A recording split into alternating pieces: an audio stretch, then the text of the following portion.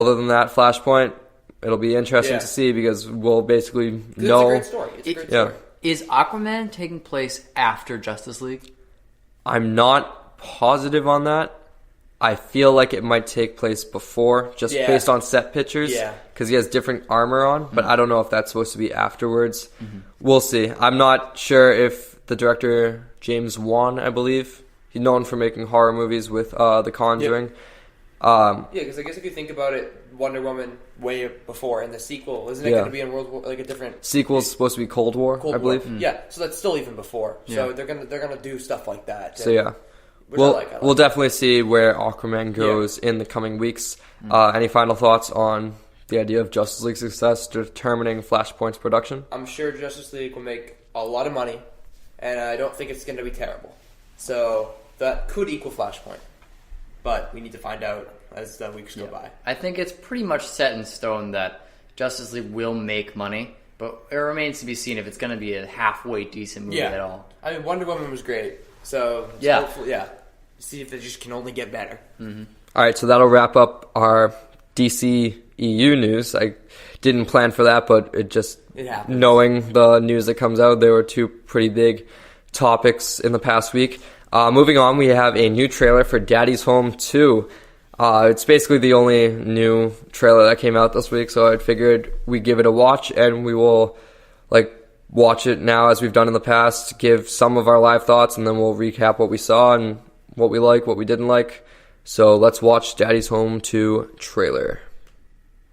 Before we get started, notice we have several video and still photographers, so relax and just be in the moment. That's so great that they do that. It's worth every penny. We're back with more daddies. Look who she is! Why does a duck have feathers? Why? To cover up his butt quack. Hey, kids, I got a good one for you. Two dead hookers wash up on the No. Shut up. Hey, kids, why don't you jump in my car so Grandpa Kurt can enjoy Pop Pop's comedy on the way out? And quacking. I can't do it! Brad, I just want to talk to you about the whole girl thing. Yeah, the girl talk. You want to be the one that she confides in. It's called the friend zone, but you'll be sad ultimately knowing that she's not with you. And eventually, you'll be invited to their wedding. And their dad's like, Brad, what are you doing here? Teresa never talks about you. And you're like, I'm invited. And he's like, I wonder about that. Wait! No. Who is paying for that monstrosity? It was Dusty's idea to cut down the tree. Yeah, and it was your idea to cut down the cell phone tower, Brad. And who crushed my car with the snowblower? You did, Brad. Crushed my car with a motorcycle. Oh, you again! Oh, there's some makeup, Coco. Thank you. Oh, Brad! Oh, God! What are you... Did you make TT in bed? No, it's Coco. Did your Coco make you TT in bed? How would I pee upwards? John Cena! Chris is my perfect little girl. Where is he? Hey, Roger.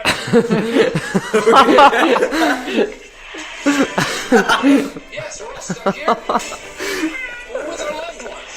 Rumble outside the manger. It's got an arm. Come on, bring it on. Why are they fighting? Oh man, slapstick humor. Love it. Oh, Funny. crashing! Is that Brad? Oh, hey. Where's my dad? Dad, don't move. There's a pack of wolves on you. I kind of want to pet him, Dad. Don't make eye contact with the alpha wolf. I already did. Right in the eye. Alright, so that is the Daddy's Home 2 trailer. Wow.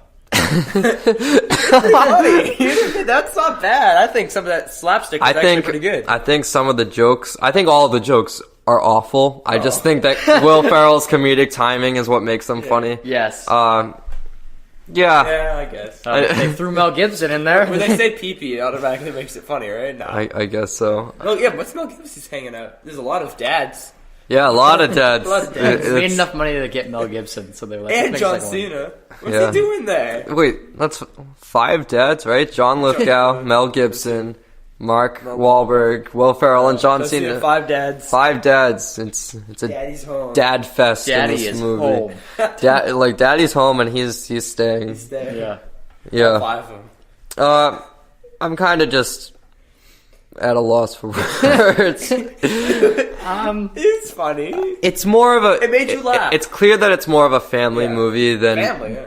I'd say it's a family movie. guess. I mean, yeah, you have the one joke Mel Gibson tells about the 2 dead hookers. I feel like a real person would never do that. A real person would never go up to kids, hey, here's some jokes. I don't know. true. I mean, some old people are pretty weird, man. Yeah, that's true. You ever had a grandfather? No, actually, no. Not for the podcast. Let's move on. Well, anyways, just sticking with the Daddy's Home 2 trailer. John Cena's in this movie, which automatically makes it in Oscar consideration. Yes. I didn't see him there. Yeah, we couldn't see him in the trailer, actually. You can't see John Cena. Mark Wahlberg, he didn't really talk much in this trailer. And he's fighting Mel Gibson in the hospital at one point. I thought, that's his dad. You don't fight your dad. Everyone knows that. You don't fight your dad. This is where we start to lose professionalism on the podcast. Because no, I'm not blaming you. I'm blaming Daddy's Home 2.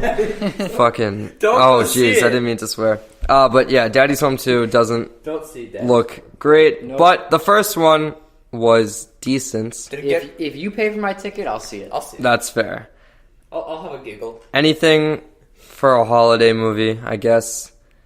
But overall, bleh. Alright. That's all I gotta say. No more about this movie. If you care, it's directed by Sean Anders, and it arrives in theaters on November 10th, 2017. That's So, when Daddy's home. Thor Ragnarok, you better watch out, because Daddy's home in 9 days. Daddy's home in 9 days, and he's coming for that box office.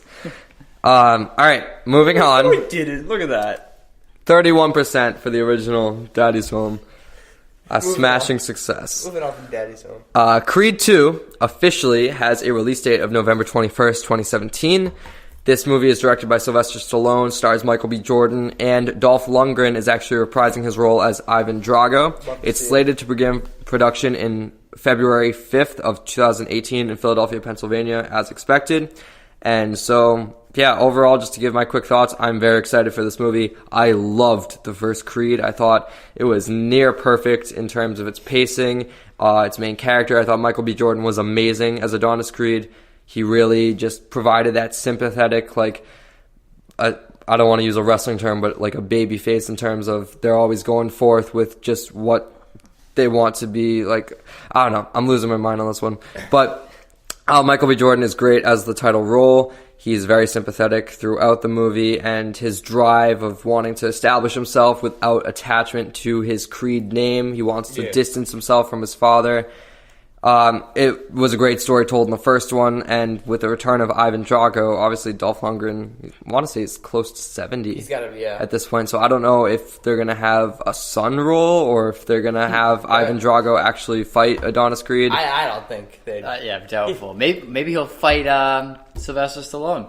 Yeah. Maybe, even though Sylvester Stallone, if you haven't seen the first one, he's still alive, but he had cancer in the first one, so I don't know if he's stepping into the ring anytime soon.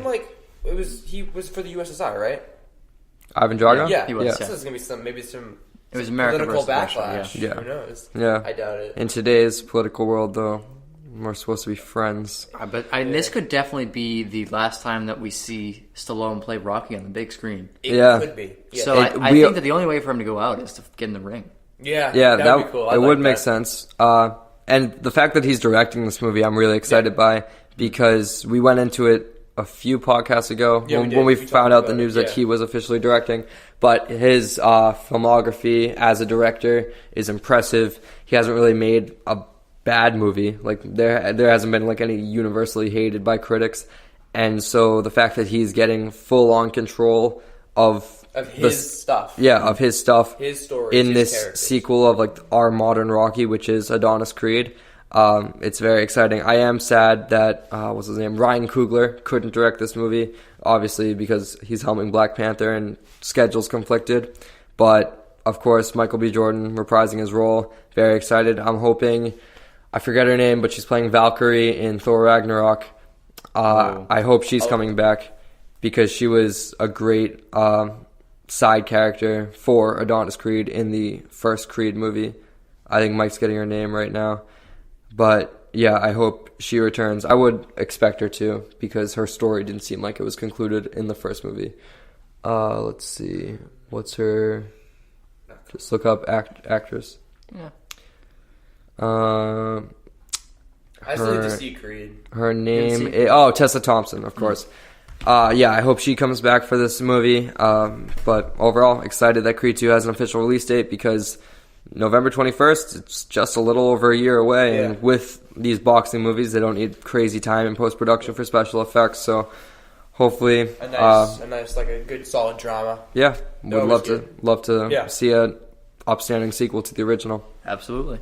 Have maybe a proper trilogy instead of constantly going down like the Rockies did. Yeah, I don't know if they do a trilogy though. I think they'd go up to 4 or 5 movies as long as they keep making money. For Creed, yeah, true. All right, is that our final thoughts on? Yeah, I'm Creed excited. 2? I need to see the first one, but I like the whole. I love the Rocky stories. They're all great. How many more movies can Sylvester Stallone do? There's many. I mean, Guardians, right? Yeah, he wasn't the latest Guardians. Is that going to wrap up our thoughts on Creed 2? Yeah.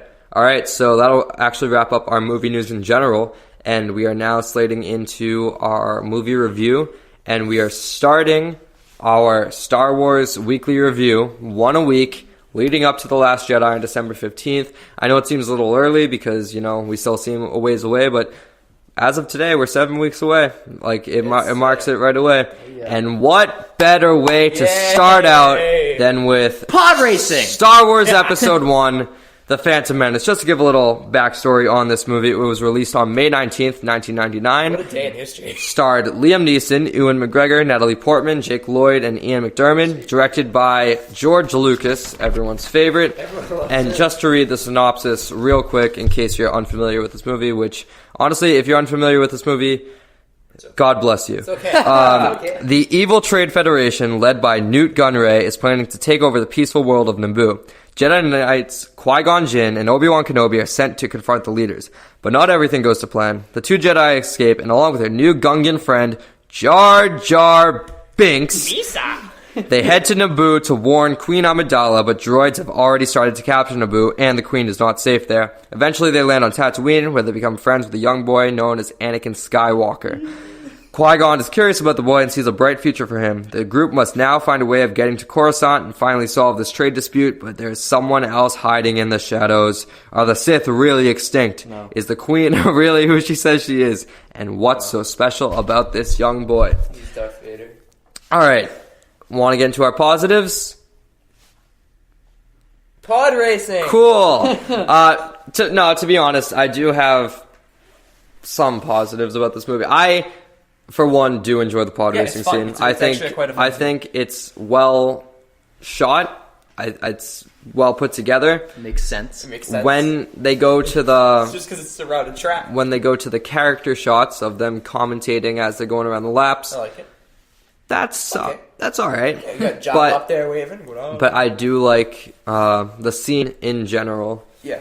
But overall, I don't think there's going to be any dispute. My favorite scene is probably the Duel of the Fates battle. Yeah. Of course. Amazing music, amazing choreography, essentially. Why wouldn't that be the whole movie? Why? If only. Is there any other scene that could even be rated good? No, I don't think so. Just before we get into our negatives, Jake, favorite scene in the movie? It's gonna be the fight at the end. Duel of the Fates? Yep. Of course.